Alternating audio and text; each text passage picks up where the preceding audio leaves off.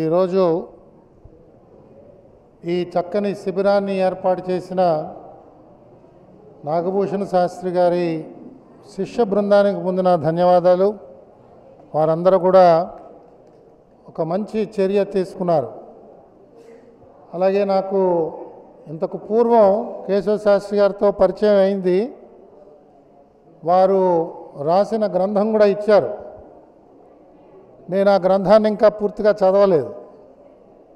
ఈ లోపల రెంటచింతల్లో ఈ శిబిరం ఏర్పాటు చేస్తున్నామంటే తప్పకుండా చూడటానికి రావడం జరిగింది. మా అందరికీ కూడా చాలా అభిమానంతో స్వాగతం పలికినందుకు మీ అందరికీ ధన్యవాదాలు.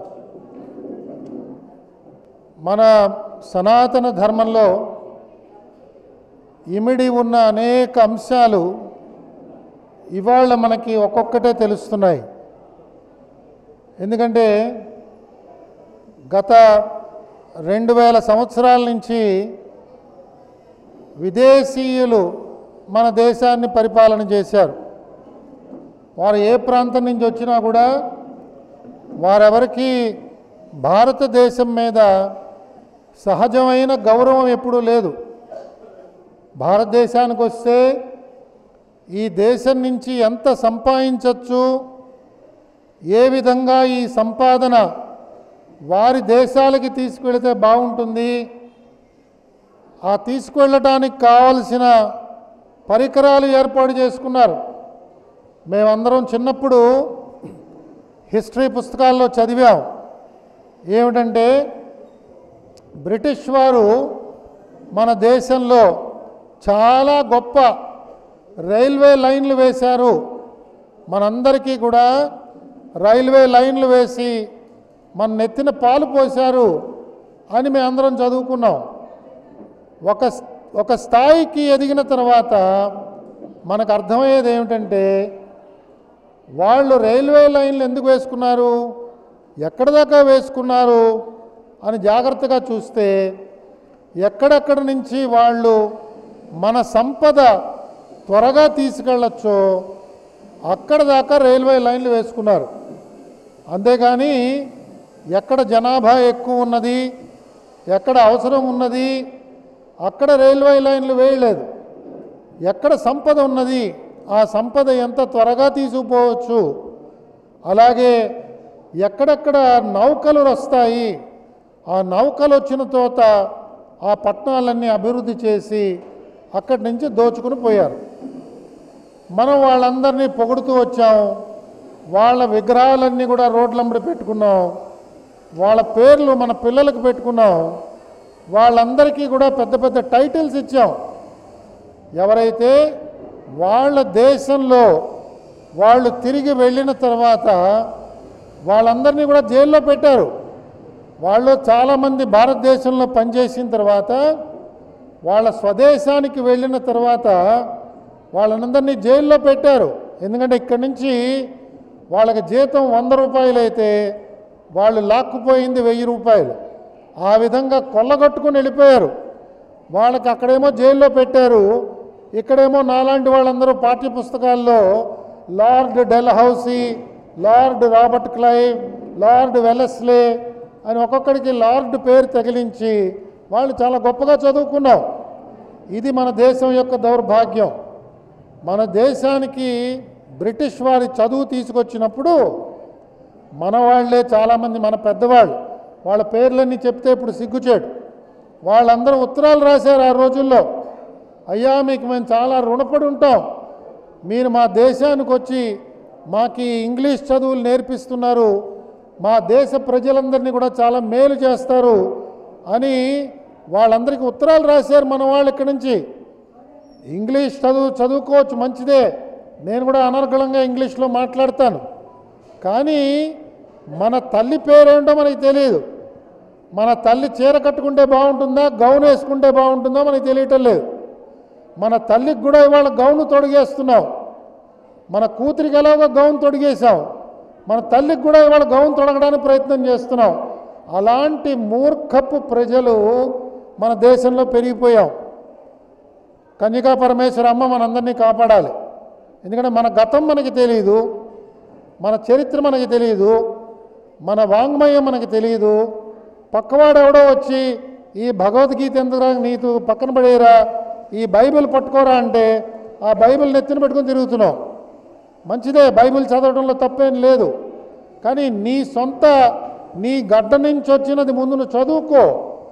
ముందు మీ అమ్మ ఏం చేస్తుందో వంట, ఆ వంట తిను. ఆ వంట తిన్న తర్వాత పక్కింటి ఆవిడ ఏమైనా పెడితే తిను, పర్వాలేదు. కానీ తల్లి వంట తీసుకెళ్ళి కాలువలో పడేసి పక్కింట్లో దొరికే వంటే నాకు బాగుందనుకుంటే పక్కింటి నుంచి రోజు వంట రాదు కదా. ఒక వారం రోజులు వస్తుంది, 10 రోజులు వస్తుంది, తర్వాత ఆగిపోతుంది. మన పరిస్థితి కూడా అలా అయిపోయింది. మన చదువుని పక్కన పడేసాం, మన సాంప్రదాయాలు పక్కన పడేసాం, మన వాంగ్మయాన్ని పక్కన పడేసాం, అన్ని విదేశీ చదువుల దగ్గరికి పోయాం. ఎంబీబీఎస్ చదివితేనే మోక్షం, ఎంబీబీఎస్ లేకపోతే ఈ శరీరానికి కావలసిన వైద్యం చేసే మార్గం లేదనుకున్నాం. ఎంబీబీఎస్ నేను తప్పు పట్టట్లా, ఎంబీబీఎస్ చదువు కూడా గొప్ప చదువే. కానీ నాకొచ్చే చిన్న చిన్న సమస్యలకి అంత పెద్ద పెద్ద మందులు ఎందుకు?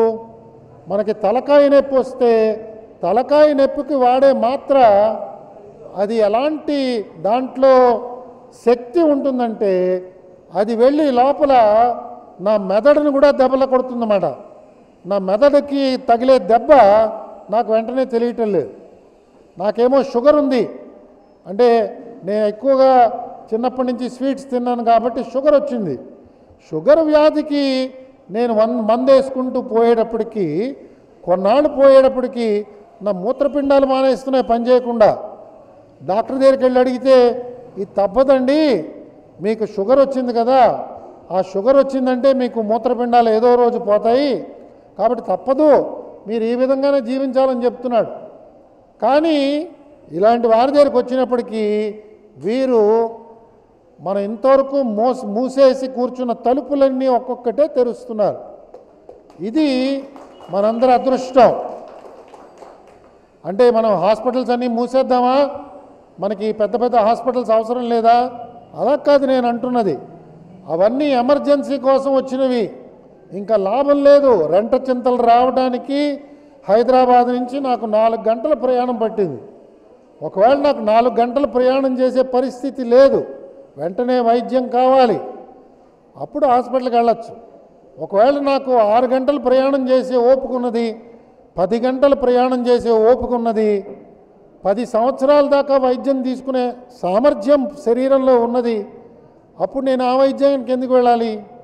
ఈ వైద్యంతో నెమ్మదిగా మొదలెట్టి ఒక నెల రోజుల్లోనూ 15 రోజుల్లోనూ ఈ వచ్చిన రుగ్మత నేను వదిలించుకోవచ్చు, నా శరీరానికి ఆరోగ్యాన్ని తీసుకురావచ్చు. ఇందాక ఆయన చెప్పినట్టుగా శాస్త్రి గారు చాలా, మీరందరూ గురువు గారు అని చెప్తున్న ఆయన చాలా చక్కగా మన శరీరమే ఒక రకమైన సృష్టి. మనం బయట ఏదైతే సృష్టి ఉందని చెప్తున్నామో అనేక మంది పెద్దలు మనందరికీ చెప్తున్నది మన శరీరంలోనే ఆ సృష్టి ఉన్నది. మనం బయట లెక్క పెడుతున్న దేవతలందరూ కూడా మన శరీరంలోనే ఉన్నారు. మనం గ్రహించాలి, మనలో ఎలాగైతే దేవతలు ఉన్నారో ఆయనలో కూడా దేవతలు ఉన్నారు. కాబట్టి నా శరీరం కోసం నేను గౌరవంగా చూసుకున్నప్పుడు ఆయన శరీరంలో కూడా దేవతలు ఉన్నారు కాబట్టి గౌరవంగా చూడాలి. ఒక భర్త తన భార్యలో కూడా అదే రకమైన దేవతలు ఉన్నారు కాబట్టి భార్యను కూడా గౌరవంగా చూడాలి, తన తల్లిని కూడా గౌరవంగా చూడాలి, తన ఇంట్లో పనిచేస్తున్న పని మనిషిని కూడా జాగ్రత్తగా చూడాలి. అంటే హైందవ సాంప్రదాయం సమానత్వం గురించి కొన్ని వేల సంవత్సరాల క్రితమే చెప్పింది. మనకు అది తెలియలేదు. మనం సమానత్వం మనందరం కూడా ఇవాళ ఫ్రాన్స్ దేశం నుంచి పట్టుకొచ్చామనుకుంటున్నాం. సమానత్వం అంటే ఫ్రాన్స్ దేశం తీసుకొచ్చిందండి. Right to equality, right to fraternity, right to liberty, ఈ 3 కూడా ఫ్రాన్స్ దేశం నుంచి వచ్చాయని చెప్పి మా అందరికీ కూడా పాఠాల్లో చెప్పారు. కానీ మన వాంగ్మయాన్ని జాగ్రత్తగా అర్థం చేసుకుంటే సమానత్వం మన సమాజంలోనే ఉన్నది. దేవుడి దగ్గరికి వెళ్ళినప్పుడు మనందరం కూడా ఒకటే. నేను చాలా డాబుసరిగా లోపలికి వెళ్ళి దేవుడు ఎదురకుండా నేను సాలువా కప్పించుకుంటే కన్యకా పరమేశ్వరి అమ్మవారి ఆశీస్సులు నాకేమో 2 కేజీలు, ఈయనకి 1/2 కేజీ, ఆ రకంగా అమ్మ ఇవ్వదు కదా, అందరికీ సమానంగా ఇస్తుంది. నాకు ఎంత భక్తి ఉన్నదో, నాకు ఎంత విశ్వాసం ఉన్నదో ఆ విశ్వాసం బట్టి అమ్మ ఇస్తుంది. కాబట్టి మనం లోతుగా ప్రతి ఒక్క విషయాన్ని భారతదేశంలో మనం కొంచెం లోతుగా చూడాలి. మనకి బయట కనిపించే దాంతోనే మనం మురిసిపోతున్నాం. మన సమాజంలో బాగా మాట్లాడేవాళ్ళంటే గౌరవం ఎక్కువ, డబ్బులున్నాయంటే గౌరవం ఎక్కువ, పదవులున్నాయంటే గౌరవం ఎక్కువ. కానీ మనిషి విలువ ఏమిటి అది మనం చూడలేకపోతున్నాం. దానివల్ల అనేక ప్రాబ్లమ్స్, సమస్యలు వస్తున్నాయి. చాలా చక్కగా ప్యాకింగ్ చేసి, చాలా అందంగా తయారు చేసి, చాలా రుచిగా ఉంటుంది అని ఎప్పుడైతే మనకి ఆ మందులు అమ్ముతున్నారో ఆ మందుల్ని నమ్ముతున్నాం. అవేం అక్కర్లేదండి, ఆ ఎర్ర పువ్వు తీసుకురండి, నేతిలో ముంచండి, దేవత ముందు కాల్చండి, దేవతకి ఆహుతి ఇవ్వండి, దేవతను తలుచుకోండి, దండం పెట్టుకోండి అంటే ఇదేంటండి, ఇదంతా చాలా పిచ్చి వైద్యం, ఇది మనం నమ్మమంటారా అని అనేక మంది వాళ్ళ మనని చూసి నవ్వుతున్నారు. అది మన దౌర్భాగ్యం. ఇవాళ మనం నేషనల్ హైవే మీద ప్రయాణం చేస్తుంటే అనేక రకాల వాహనాలు వెళ్తుంటాయి, పెద్ద పెద్ద లారీలు వెళ్తుంటాయి, పెద్ద కార్లు వెళ్తుంటాయి, జీపులు వెళ్తుంటాయి, ట్రాక్టర్లు వెళ్తుంటాయి, స్కూటర్లు వెళ్తుంటాయి, సైకిళ్ళ మీద వెళ్తుంటారు. భక్తితో తిరుమల దాకా నడిచిపోవడానికి భక్తులు నడిచిపోతూ ఉంటారు. కాబట్టి అనేక మార్గాలు ఉన్నాయి ప్రయాణం చేయడానికి. అలాగే మన శరీరాన్ని కూడా దీన్ని సమపాళ్లలో కాపాడుకోవడానికి అనేక మార్గాలు ఇవాళ అన్వేషణ చేస్తున్నారు. కేశవ శాస్త్రి గారిని సభాముఖంగా నేను వారికి నా కృతజ్ఞతల్ని సమర్పించుకుంటున్నాను. నేను కోరేది ఏమిటంటే మన గ్రామంలో, మన పట్టణంలో, మన ఊర్లలో ఎవరెవరైతే చదువుకున్న పిల్లలు ఉన్నారో, ఇంటర్మీడియట్ దాకా చదువుకున్నారు, బిఏ చదువుకున్నారు, వాడు ఏదో పెద్ద ఉద్యోగం చేసి చాలా సంపాదించేస్తామని చెప్పి ఊర్లంబడి తిరుగుతున్నారు. గుంటూరు పోతే వాళ్ళందరూ కూడా రెంటచింతల కుర్రాళ్ళందరూ మనకు గుంటూరులో కనిపిస్తుంటారు. ఏం చేస్తున్నారు అంటే ఏదో పరీక్షలు రాసి ఉద్యోగాల కోసం ప్రయత్నం చేస్తున్నాడు.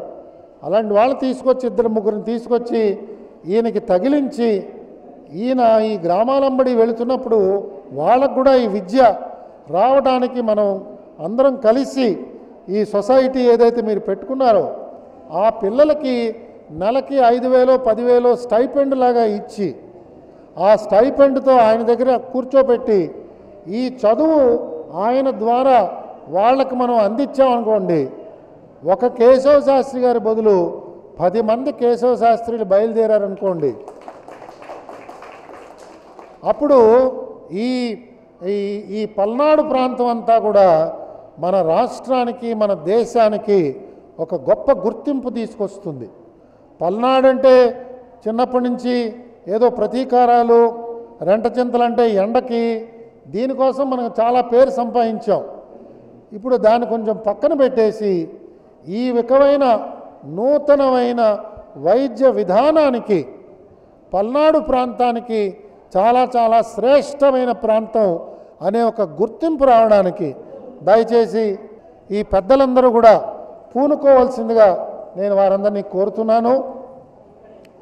మనకి అల్టిమేట్గా చివరికి మనందరికీ కావాల్సింది ఏంటంటే సుఖమయమైన జీవితం, ఆనందంగా ఉండాలి. ఇందాక కొంతమంది మహిళలు మాట్లాడుతున్నప్పుడు వారి ముఖంలో పరిపూర్ణమైన ఆనందం కనిపిస్తున్నది, ఆనందంగా ఉన్నారు.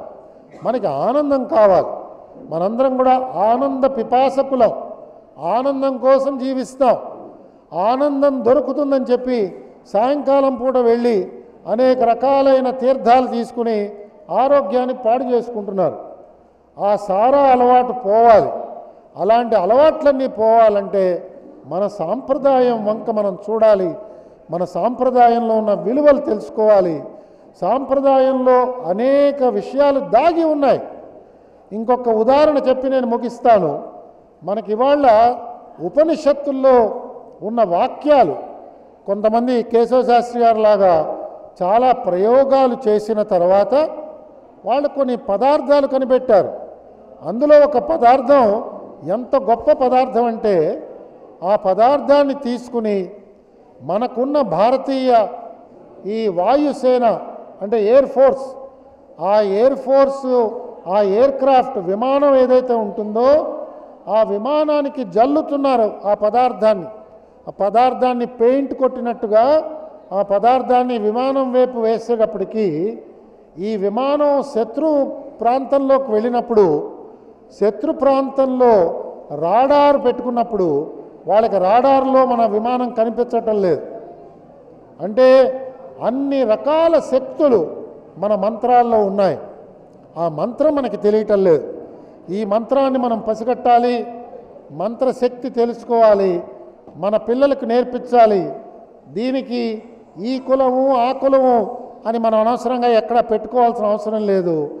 ఎవరికి వాక్శుద్ధి ఉన్నదో, ఎవరికి ధనం మీద ఆపేక్ష లేదో, ఎవరికి సేవ మీద నమ్మకం ఉన్నదో, ఎవరికి భగవంతుడి మీద నమ్మకం ఉన్నదో వాళ్ళందరూ కూడా ఇలాంటి వైద్యం చేస్తున్నారు. మనందరికీ తెలుసు పావుల నరసయ్య గారు ఎన్ని వందల మనుషుల్ని పాము కాటు నుంచి ఆయన కాపాడారో మనందరికీ తెలుసు.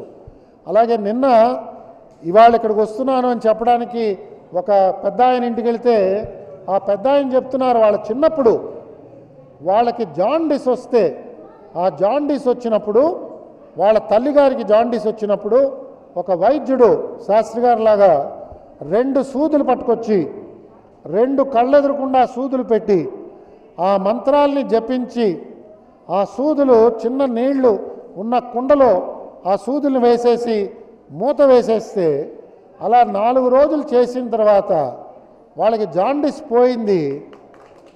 ఆ కుండలో ఉన్న నీళ్లు తెల్లగా ఉన్న నీళ్ళన్నీ కూడా పచ్చగా మారిపోయాట. ఆ జాండీస్ అంతా పోయింది. కాబట్టి ఇలాంటి వైద్యం మన ప్రాంతాల్లో ఇంతకు పూర్వం జరిగేది. మనం ఇవాళ ఎలోపతి మెడిసిను ఇతర మార్గాలు వచ్చేటప్పటికి దీన్ని కొంచెం అశ్రద్ధ చేసి మర్చిపోయి ఎవరైనా జ్ఞాపకం చేస్తుంటే వాళ్ళని కూడా అనుమానించి మనం వాళ్ళని తోలనాడుతున్నాం. కాబట్టి మీరందరూ కూడా ఎంతో గొప్పగా వారికి ఆదరణ ఇచ్చి పూర్వ విద్యార్థులందరూ కూడా నాగభూషణం గురువు గారిని ఎంతో భక్తిపూర్వకంగా జ్ఞాపకం చేసుకుని వారి అబ్బాయిని మీతో పాటు చదువుకున్న ఆయన్ని ఇంత గౌరవంగా గ్రామానికి తీసుకొచ్చి ఈ శిబిరాన్ని ఏర్పాటు చేసినందుకు మరొక్కసారి ప్రతి ఒక్కరిని నేను అభినందిస్తూ రాబో రోజుల్లో శ్రీశైలంలో ఇతర ప్రాంతాల్లో పిడుగురాళ్ళ ఇలాంటి ప్రాంతాల్లో పెడుతున్నామని చెప్పారు. చాలా సంతోషం. తప్పకుండా ఏర్పాటు చేయండి. దీనికంటే ఇంకొంచెం ఎక్కువ కొంచెం ప్రచారం చేయండి. మీరు కూడా పొలిటికల్ పార్టీస్ లాగా అనవసరంగా పోస్టర్లు పెట్టకండి. అలాగే ఎక్కడా కూడా ధనం దీనికి ఆశించి ధనాన్ని ఆశించి చేస్తున్నారు అనే ఒక అనుమానం కూడా రాకుండా జాగ్రత్తగా చేయండి. ఎవరికైనా నయం అయింది, నయం అయితే కన్యకా పరమేశ్వర అమ్మవారికి ఏదో ఒక నగ చేయించండి, అమ్మవారికి ఇచ్చేయండి. లేదా శాస్త్రి గారికి అంతా అయిపోయిన తర్వాత ఉగాది పండగకి వెళ్ళి వాళ్ళ ఇంటికి ఏదైనా బహుమానం ఇవ్వండి. అందుకని ఊర్లో మాత్రం ఏమీ చేయకండి. ఎందుకంటే ఆయనకు అనవసరంగా చెడ్డ పేరు వస్తుంది. మనం ఏమిటంటే తొందరపడి మన కృతజ్ఞతల్ని ఎంత త్వరగా వారి నెత్తి మీద కుమ్మరిద్దామా అని చెప్పి మనం ఏదో చేస్తాం. దాని తర్వాత అనవసరంగా చెడ్డ పేరు వస్తుంది. మీ అందరి యొక్క మేలు కోరి నేను చెప్తున్నాను. ఇలాంటి వైద్యం వెనకాల ఉన్నది ఏంటంటే ఒక పవిత్రమైన అంకిత భావం, త్యాగబుద్ధి, అలాంటి లక్షణాలు ఉన్నాయి కనుకే వారు ఇంత శ్రమ తీసుకుని ఈ ప్రాంతానికి వచ్చి ఓపిగ్గా ఒక్కొక్కళ్ళ యొక్క సమస్యని చూసి పరిష్కార మార్గాన్ని చూపిస్తున్నారు. వారిని మరొక్కసారి ఘనంగా అభినందిస్తూ నాకు అవకాశం ఇచ్చిన మీ అందరికీ పేరు పేరున కృతజ్ఞతలు చెప్తూ పిలవంగానే నాతో పాటు వచ్చిన శ్రీనివాస్ గారు చాలా పెద్ద దేశ స్థాయిలోనే ప్రధానమంత్రి గారికి అలాంటి వారందరికీ కూడా సలహాదారుగా ఉంటారు ఆయన. అలాంటి వారు ఈరోజు మనకి ఈ ప్రాంతానికి వచ్చారు. నాగలక్ష్మి గారు విజయవాడలో ఒక మంచి పరిశ్రమ నడుపుతూ విజయవాడ ప్రాంతంలో అనేక మంచి కార్యక్రమాల్లో వారు నిమగ్నమై ఉన్నారు. స్వామి చిన్మయానంద సేవా కార్యక్రమాలన్నీ కూడా చాలా అద్భుతంగా అంకిత భావంతో చేస్తున్నారు. అలాగే మీ మధ్యలో కూర్చున్నారు రతీష్ గారు. వారు ఒక నిర్మాణ రంగంలో చాలా చక్కగా పనిచేస్తూ వారికి కూడా వెంకటేశ్వర స్వామి అన్న ఇలాంటి సనాతన ధర్మ మార్గాలన్న వారికి చాలా గొప్ప నమ్మకం. పిలవంగానే వారు కూడా వెంటనే శ్రమ తీసుకుని ఈ ఊరు వచ్చారు. వారికి అందరికీ కూడా నా కృతజ్ఞతల్ని నేను చెప్తూ మీ దగ్గర సెలవు తీసుకుంటున్నాను. స్వస్తి.